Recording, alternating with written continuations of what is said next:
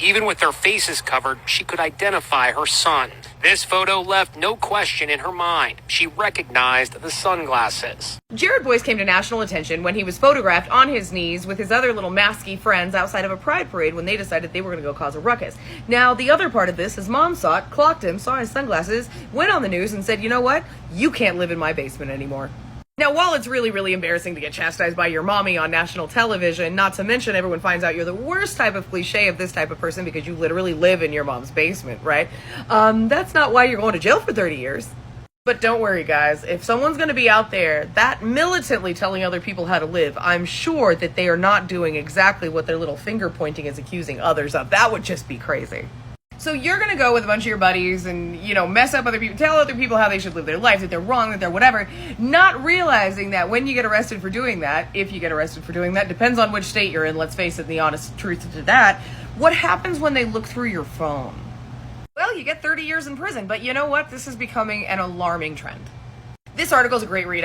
It was sent to me by someone, but a surprising number of far-right extremists have been caught with some of the worst content imaginable. Is this a trend, or is CSAM just distressingly more commonplace than most realize?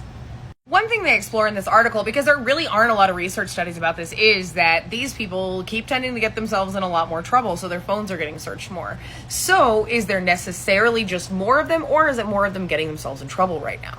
However, I will point out, this is a trend, and it has been a trend in these groups for a very, very long time. Now, while I'm sure a lot of them would like to tell you that's exactly got to be it, or maybe they're being framed or something like that, not really, though, because you know what? There are some trends, and there's a lot of stuff within those environments, especially with one very extreme group, that you almost are tested as to whether you are okay with that before you're even accepted into the ranks. Pause to read. That explains what I just said a little more eloquently, unless you weren't clear, so we're going to go to the next pause to read. Pause to read.